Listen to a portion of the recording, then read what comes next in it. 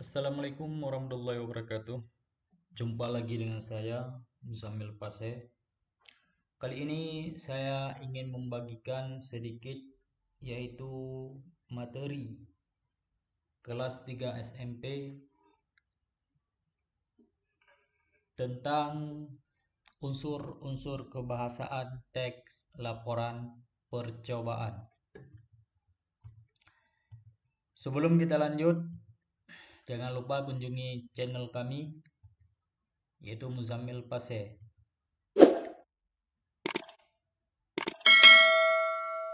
Jangan lupa di subscribe dan beri tanda lonceng. Bila perlu atau bermanfaat, silakan di share. Yang pertama sekali yaitu ciri kebahasaan atau unsur kebahasaan teks laporan percobaan. Yang pertama, penggunaan sinonim dan antonim. Kemudian penggunaan kata-kata kompleks atau kalimat majemuk. Kemudian penggunaan kata hubung. Penggunaan kata rujukan. Kemudian penggunaan kata-kata perintah. Kemudian penggunaan kata bilangan. Kita perhatikan kepada penggunaan sinonim, antonim, dan homonim. Dalam artikel saya kali ini ingin nge-share pengertian sinonim, antonim, dan homonim yang mungkin berguna untuk Anda semua. Coba diperhatikan. Yang pertama sekali yaitu sinonim. Sinonim adalah suatu kata yang memiliki bentuk yang berbeda, namun memiliki arti atau pengertian yang sama atau mirip. Sinonim bisa disebut juga dengan persamaan kata atau padanan kata. Contoh sinonim. Binatang disebut dengan fauna. Bohong disebut dengan dusta. Haus disebut dengan dahaga. Pakaian disebut dengan baju. Bertemu disebut dengan berjumpa. Nah, itu tadi yang dikatakan dengan contoh sinonim. Kemudian kita masuk ke antonim. Antonim adalah suatu kata yang artinya berlawanan satu sama lain. Antonim disebut juga dengan lawan kata. Contoh antonim. Keras, lawannya adalah lembek. Naik, lawannya adalah turun. Kaya, lawannya yaitu miskin. Surga, lawannya yaitu neraka. Laki-laki, lawannya perempuan. Atas, lawannya adalah bawah. Begitu juga kita ingin menambahkan hal-hal yang lain atau dengan kata-kata yang lain, silahkan, tidak menjadi masalah. Kemudian kita lanjut kepada homonim. Homonim ini yaitu suatu kata yang memiliki makna yang berbeda, tetapi lafal atau ejaannya sama. Jika lafalnya sama disebut homograf. Namun jika yang sama adalah ejaannya maka disebut homofon. Kita perhatikan di sini akan dijelaskan tentang contoh homograf. Contohnya amplop. Untuk mengirim surat untuk Bapak Presiden kita harus menggunakan amplop. Amplop yang dimaksudkan yaitu amplop surat biasa. Nah, kemudian agar bisa diterima menjadi PNS, ia memberi amplop kepada para pejabat. Kemudian amplop yang dimaksudkan di sini yaitu sogokan atau uang pelicin. Nah, jadi antara amplop yang pertama dan amplop yang kedua ini sangat jauh perbedaannya. Amplop yang pertama betul-betul untuk mengirim surat, sementara amplop satu lagi yaitu untuk sogokan. Ini disebut dengan homograf. Ya, lain makna, tulisannya sama. Kemudian ada kata-kata bisa. Bukadir bisa memainkan gitar dengan kakinya. Yaitu bisa yang di sini yang dimaksud adalah mampu. Sementara bisa ular itu ditampung ke dalam bejana untuk diteliti. Bisa yang ada pada ular itu yaitu racun yang dimaksud dengan bisa. Sementara bisa yang dimainkan oleh Bukadir ini yaitu gitar, mampu, mempunyai kemampuan. Ini dia, bisa dengan bisa racun. Ini maknanya berbeda. Kemudian contoh homofon. Masa dengan masa. Ini hampir sama. Guci itu adalah peninggalan masa kerajaan Kutai. Yang disebut masa yaitu waktu masa. Sementara kasus tabrakan yang menghebohkan itu dimuat di media massa. Massa ini merupakan masyarakat umum. Inilah yang dikatakan massa dengan massa. Inilah sedikit perbedaannya. Inilah ketiga contoh homofon, homograf, kemudian ada homofon.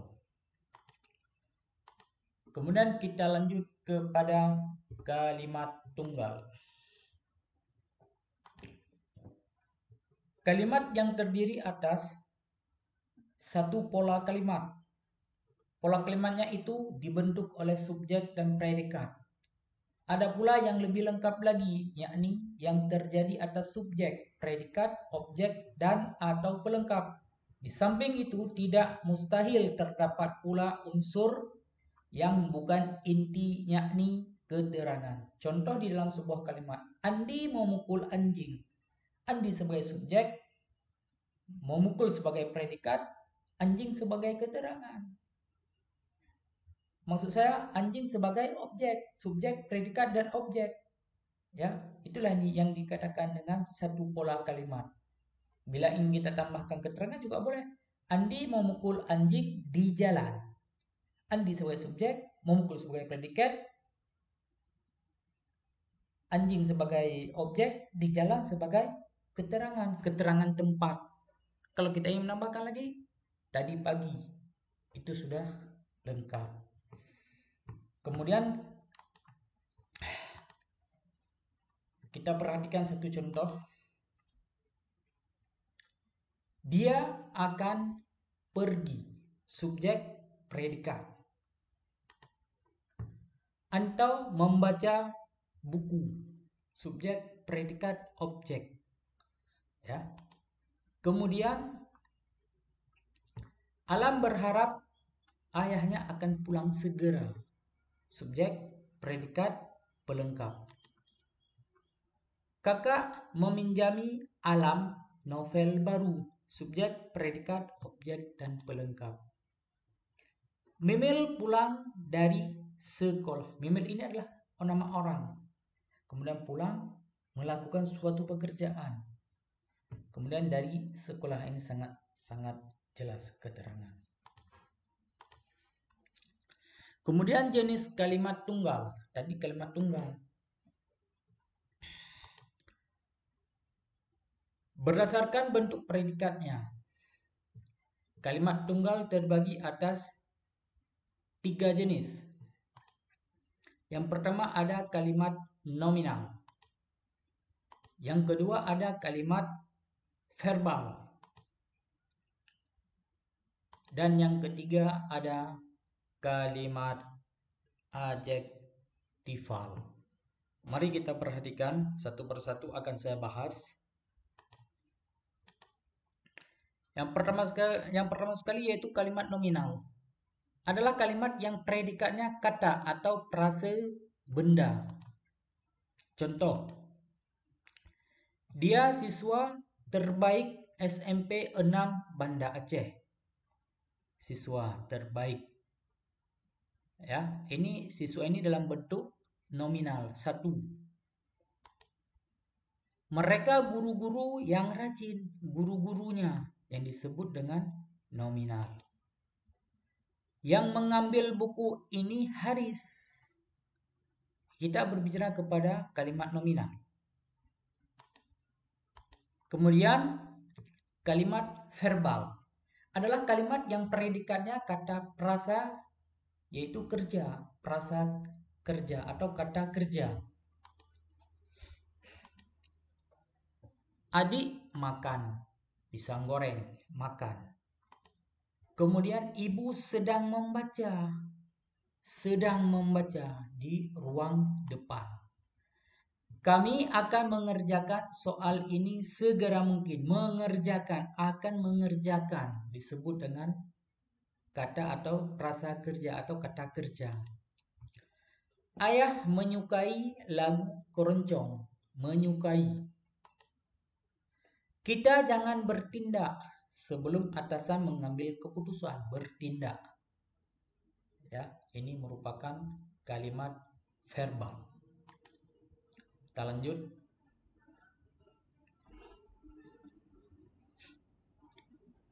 Yang ketiga yaitu kalimat adjektifal. Adalah kalimat yang predikatnya sifat, berbentuk sifat. Kita perhatikan contoh. Ayah sakit. Sakit ini kan kata sifat. Cantik, kata sifat. Indah, sombong, angkuh. Apalagi bodoh, pintar, dan sebagainya. Pernyataan orang itu benar. Ini sifat. Ya, kata-kata benar ini. Kemudian mukanya oval. Tidak bisa digambarkan, hanya oval. Kemudian bunga itu harum. Hanya bisa dirasakan. Rumah Adi sangat besar dan luas. Ini tidak disebutkan dengan subjek, predikat, dan objek. Karena kita fokus kepada adjektifal, yaitu kata sifat.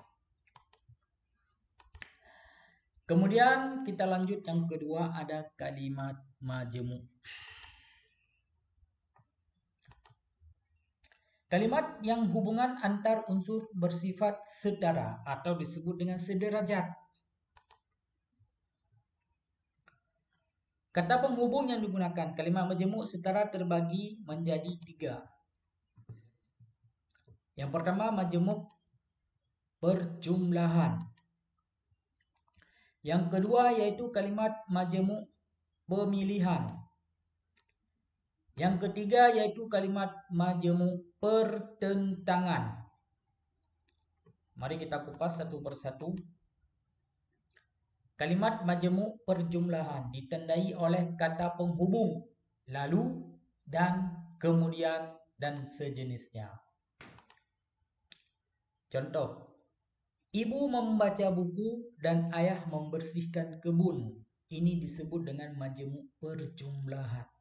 Lebih daripada satu, ibu dan ayah. Kemudian yang kedua, ia mengintip dari balik tirai dan berusaha mendengarkan pembicaraan mereka. Dan dia rajin membaca baik waktu dia menjadi mahasiswa maupun setelah dia bekerja. Ini ada kata penghubung. Ya. Ani belajar mendayung sepeda, lalu tiba-tiba menabrak mobil sampai dia jatuh. Kita fokus kepada kalimat majemuk perjumlahan yang ditandai lalu, dan, kemudian, dan sejenisnya. Yang kedua, kalimat majemuk pemilihan. Ini kata penghubung atau. Contoh, saya yang harus keluar,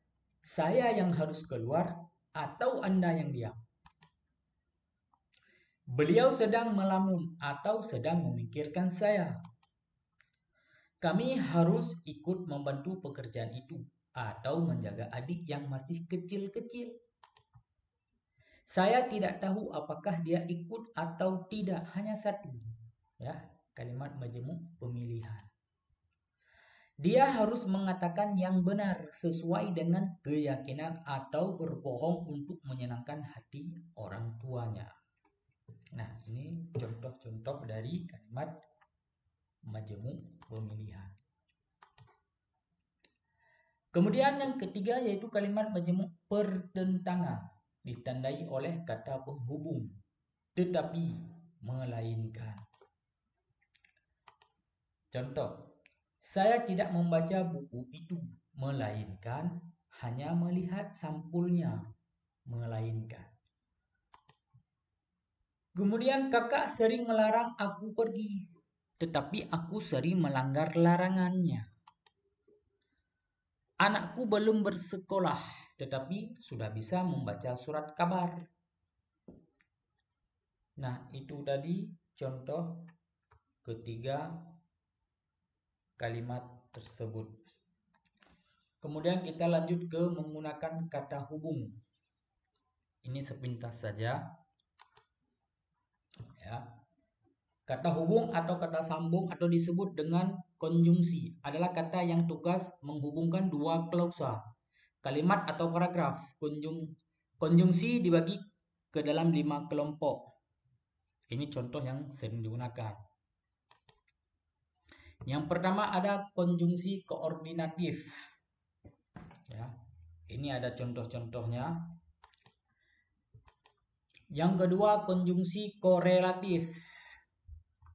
Menghubungkan dua atau lebih unsur, tidak termasuk kalimat yang memiliki status sintaksis yang sama dan berbentuk frasa atau kalimat. Ini ada baik maupun, tidak hanya tetapi juga dan sebagainya. Contoh di sini satu, baik disertai ayah maupun ibu, Adi tetap tidak mau pergi. Ini salah satu contohnya. Kemudian konjungsi antar kalimat. Ini ada contoh. Kami tidak sependapat dengan dia. Biarpun begitu, kami tidak akan menghalanginya. Ini konjungsi subordinatif. Ini menghubungkan dua atau lebih klausa yang tidak memiliki status sintaksis yang sama. Ini ada satu, waktu, sejak, syarat jika, pengandaian andaikan, tujuan agar, konsesif, biarpun, perbandingan, sampai dengan, sama dengan. Kemudian yang E atau yang kelima yaitu antar paragraf. Kepaduan antar paragraf dapat dilihat dari pemakaian kata yang menghubungkan paragraf-paragraf itu.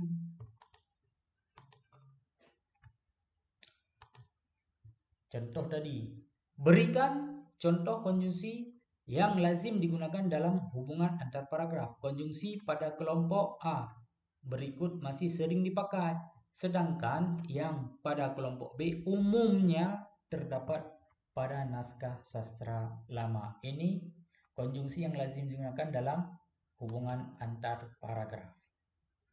Nah, ini adapun akan hal mengenai dalam pada itu. Ini sering digunakan dalam naskah sastra lama, Al-Kisah, Al-Kian, Sebermula, Syahdan.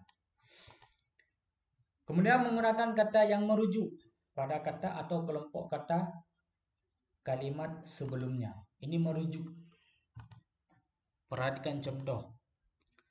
Perjalanan hidup Ki Hajar Dewantara benar-benar ditandai dengan perjuangan dan pengabdian pada kepentingan bangsa dan negaranya.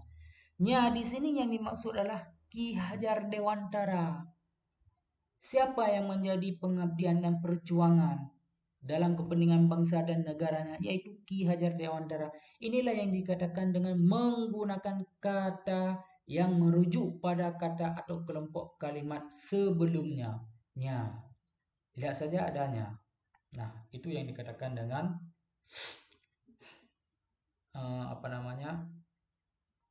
rujukan kata. Contoh selanjutnya, kalimat di atas memperlihatkannya pada kata negaranya dan nya merujuk pada Ki Hajar Dewantara. Kemudian kita lanjut ke penggunaan kata-kata perintah. Yang pertama ada kalimat imperatif. Ya. Kalimat ini yaitu kalimat yang bersifat memerintahkan atau memberi komando, mempunyai hak memberi komando dan bersifat mengharuskan. Kita perhatikan satu persatu. Ada kalimat imperatif. Buka gerbang rumah sebelum ayah datang. Ini merupakan perintah, harus segera dilakukan. Buanglah sampah itu pada tempatnya. Kita buang sampah. Berikanlah ia sepotong roti. Kemudian deklaratif. Berbeda dengan imperatif tadi. Deklaratif ini yaitu pernyataan, ya, pernyataan. Sedangkan pengertian kalimat deklaratif yaitu kalimat berisi suatu pernyataan yang berfungsi untuk memberikan informasi atau berita tentang sesuatu hal. Contoh kalimat, orang tua saya telah kembali dari Makkah. Ini sebagai informasi. Tadi pagi ada kecelakaan motor di depan rumah Ani. Informasi, saya akan menjenguk nenek di rumah sakit. Hanya memberikan informasi. Itulah yang dikatakan dengan kalimat deklaratif. Kemudian ada kalimat interrogatif. Ini sangat jelas, interrogatif biasanya digunakan di komando-komando. Kalimat ini memiliki pengertian sebagai kalimat yang di dalamnya mengandung pertanyaan. Kalimat ini berfungsi untuk menanyakan suatu informasi kepada orang lain. Ya, hanya dua. Kalimat interogasi atau interrogatif membutuhkan jawaban ya atau tidak. Kita tidak membutuhkan hal-hal yang lain. Apakah kamu yang membawa kambing itu? Tidak. Ini jika kita jawab. Apakah dia orang yang akan menikahimu? Ya. Apakah ayahmu seorang polisi? Tidak. Kan seperti itu. Ini hanya membutuhkan jawaban ya atau tidak. Kemudian kalimat interrogatif yang membutuhkan jawaban berupa informasi. Mengapa kamu pergi dari rumah? Tentu alasannya karena saya tidak senang dengan adik-adik saya. Di mana kamu akan tinggal setelah ini? Ini kan membutuhkan informasi. Bagaimana cara untuk membuat roti? Ya, tentu kita mau menyampaikan ya berdasarkan urutan-urutan atau apa yang harus disediakan. Kemudian ada penggunaan kata bilangan atau disebut dengan numeralia. Ini untuk menghitung banyaknya benda, orang, binatang, atau barang, dan konsep. Kata bilangan dapat dikelompokkan menjadi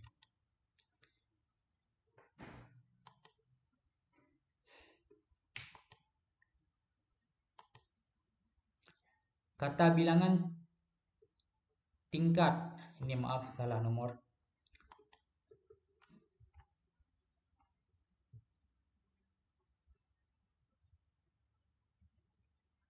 Kata bilangan tingkat, dari kata bilangan tingkat yaitu merupakan kata bilangan yang menunjukkan susunan atau tingkatan sesuatu. Contoh kesatuan, ke-1, ke-2, ke-3 sampai dengan seterusnya. Yang ketiga, kata bilangan tak tertentu atau tak tentu. Di sini ada contoh semua, sebagian, banyak, sedikit, seluruhnya, sekantor, sekelompok, dan segerombolan.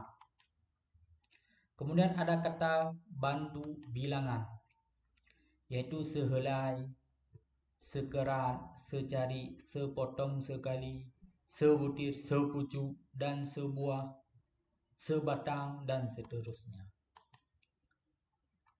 Oke, baik, mungkin itu saja yang dapat saya sampaikan. Ya, mudah-mudahan ada manfaat. Jika ini memang sangat bermanfaat, ya, silahkan di-share, silahkan di-like, silahkan di-subscribe, ya. Bila perlu, tolong dibagikan untuk teman-teman mungkin yang sangat membutuhkan, khususnya di SMP kelas 3. Jangan lupa ya, setelah menonton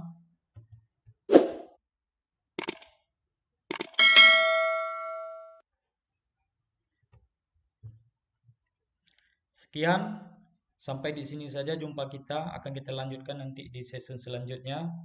Akhir kata, Assalamualaikum warahmatullahi wabarakatuh.